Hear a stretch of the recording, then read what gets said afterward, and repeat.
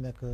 Sénégal ñu nekk également dans la diaspora. D'accord alors gis nañu tey journée bi la journée a été marquée par li nga xam ne mooy assignation à domicile bu l'ancien ministre de la justice nga xam ne instant yi ñuy wax il est placé sous bracelet électronique tey ñu bari ni instant bon moom moo fi njëkk indi li nga xam ne mooy mbirum bracelet électronique di fàttali ni il a été convoqué dans le cadre d'une enquête sur des pratiques jugées frauduleuses corruption ñu toppee ko sax pour corruption ak li nga xam ne mooy détournement de deniers publics Ismaïla Madior Fall. Bien que c'est à l'appréciation du juge bi nga xam ne mooy yor dossier boobu jëm si présumé corruption si affaire boo xam ne da ko bokk ak ay nit te ñëpp déglu nañ ko itam mu toog si plateau de télévision. ma jàpp ni ça a été une communication déroutante à la limite une communication boo xam ne véritablement dafa nekk erreur à tout point de vue si li nga xam ne yëg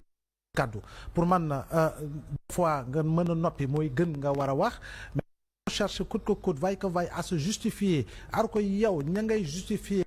mooy peuple n'est pas le tribunal je pense que loolu tam souvent mën nga dugg si li nga xam moo day erreur gis nga booy wax policier wala arrêté daf la naan vous pouvez garder le silence. Tout ce que vous direz pourra être retourné contre vous. Et véritablement, Ismaïla jour boobee il a fait des déballages yoo xam ne. L'ancien ministre ne devrait pas le faire. Non, du question ancien ministre. C'est-à-dire que ce n'est pas le poste qui est important. Oui, on peut le dire ainsi si tu veux. Parce que quand même, quand on occupe certaines responsabilités dans un pays, dafa am loo xam ne waroo fa yéeg en termes de droit de réserve. Parce que tam bu fekkee ne ku nekk si sa liggéey xam nga. li nga xam ba pare penc bi wax ko kon defe naa ne dëkk bi si boppam mooy tasaaroo tasare et li nga xam ne wax na ko si wàllu xaalis bi je pense que aujourd'hui plus que jamais tey sénégalais bu ko dégg war nga jooytu loolu war nga ñaawlu loolu parce que le ministre de l'intérieur on a l'habitude de dire que c'est le premier policier du pays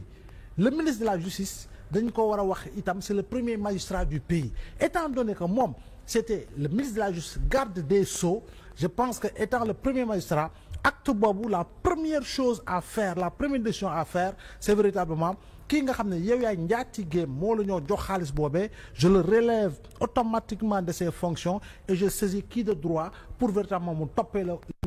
corruption. Mais quand tu dis que j'ai diplomatiquement retourné ou diplomatiquement refusé c'est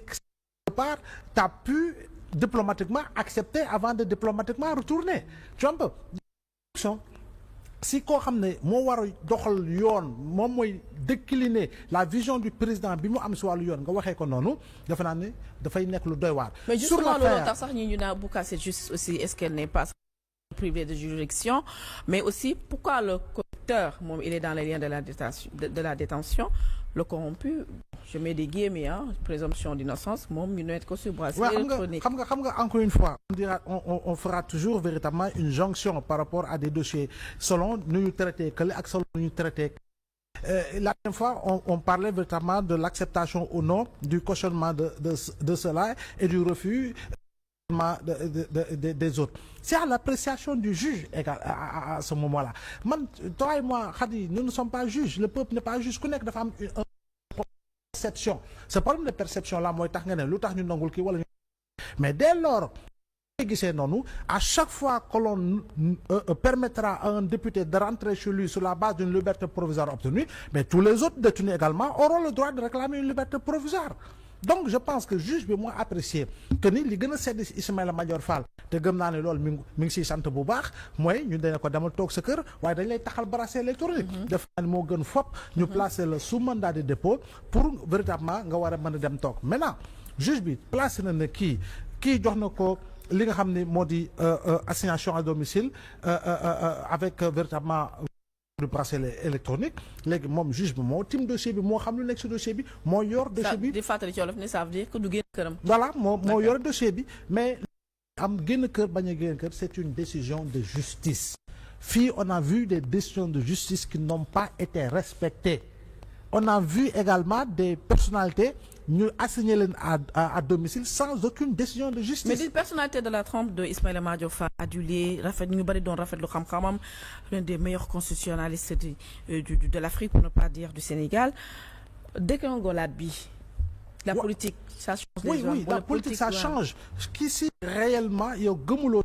xam moo tax ñu teg la place boobee boo moytu en réalité tu te transformeras malheureusement en un assujetti. Et quand tu te transformes en assujetti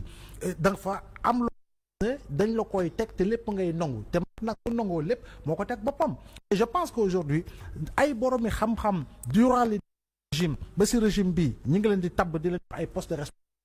Maintenant, libre à ces personnalités de choisir ou de ne pas choisir la voie à prendre. La voie à prendre, véritablement, c'est la voie du sens élevé de la responsabilité par rapport à un engagement au service de ton pays, mais pas un clan politique, pas au service d'un responsable politique boo xam ne moom dafa la def bouton moom daal say bu bësee bouton bi rek fu mu la jox direction bi fa ngay diriger wu bu fekkee ni daf la sant loo xam ne du yoon tu as le devoir véritablement de mais malheureusement quand on verse dans la politique politicienne si benn niveau alors que dëkk bi am na fu mu toll woon mais malheureusement boo moytul da ngay dugg si leneen aussi mooy nit ki lañ la dénk nga yor ko mais da nga siy doylu parce que am na loo xam ne si askanu lañ koy nongoo di la ko jox yow par rapport ak privilège bi nga am si poste de responsabilité bi nga am waaye bu fekkee ni la ñuy njortu ni na ko si alal si milliards si millions et cetera damay gëm ni fo su boobaa nag mooy ñàkk a doylu parce que ku doon am nangam si salaire ñu jox la responsabilité ngay am ay 5 millions 6 millions am ay privilèges am oto am cadre ay la yowoon da nga war a sant askan wi parce que askan wi moo tabb kii nekk njiiti réew ñu jox ko tous les pouvoirs de pouvoir te nommer à un poste de responsabilité. Vice-président de l'Assemblée nationale aussi démb ci guddi gi def na benn tweet ci page Facebook am Ismaïla Diallo wax ni laissez-nous pleinement la gestion de notre budget au terme de notre mandat le peuple nous jugera sur les résultats pour tollé. Ouais, bon, c'est encore un problème d'interprétation gis ni dina wuute xëy na daañu ne nu mu bindee parce que nit en réalité wala nit bu waxee après moom fu nga ko war a mën a xalaatee mën na wuuteeg man keneen nu ñu koy gisee bon il s'est rétracté par rapport ak li nga xam ne maanaam su ma nee il s'est rétracté maanaam il s'est rectifié ñëwaat na pour gën a leeral sens bi mu doon waxee kon boog ay la yeewoon nañ ko nongul sens bii nga xam ne moom la andi ne fii laa doon waxee ñu comprendre ko noonu nga xam moo ko waxoon mais dans tous les cas il faut impérativement que saa yi boo waree communiquer il faudra impérativement nga xool bu baax gëstuwaat bu baax la ngay bind la nga war a wax parce que wax itam dafa nekk lu sew. comme ni ko borom xam-xam bi doon waxee rek wax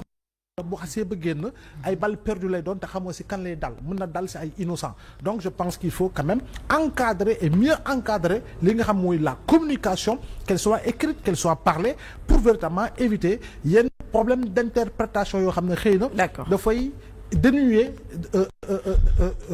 sensu waxin ak sa fi nga doon gisee ak fa nga doon xoolee keneen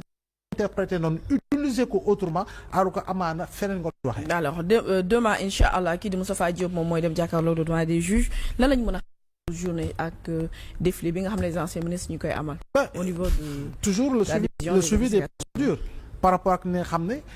ña yor dossier bi nañ ko gisee bu ñu bi naka lañ ko gisee boobu ba léegi gisoo fenn si sama gis-gis wala boog gi dégg ko ma kenn wax ko vice de procédure am na. boo ko jëlee si levée immunité parlementaire yi boo ko jëlee si li nga xam moo di mise en accusation yi dégg ko ma fu ñu ne vice de procédure salfaañe na yeleef ba ñoom ñi nga xam ne dañ lay mettre en accusation ñu nekk ay députés ils ont pris la parole si xam ne durée bu yaatu la pour s'expliquer au niveau de l'hémicycle donc je pense que loolu lu ñuy rafetlu la si li nga respecter ak yelleef ku ne waaye surtout respecter la présomption d'innocence de toutes ces personnes qui ont maille à partir avec la justice et Moustapha Diop comme par rapport ak li nga xam moo di reddition des comptes mais le juge également moo xam la ca nekk dëggantaan la ca fa mu tollu dëggantaan parce que dañuy instruire à charge comme à décharge léegi nag libre au juge de voir suba mu ndaxam da koy permettre mu def lu Ndeye Saly Diop def wala da koy def li mu def Ismaïla Madior Fall wa ilaa tam da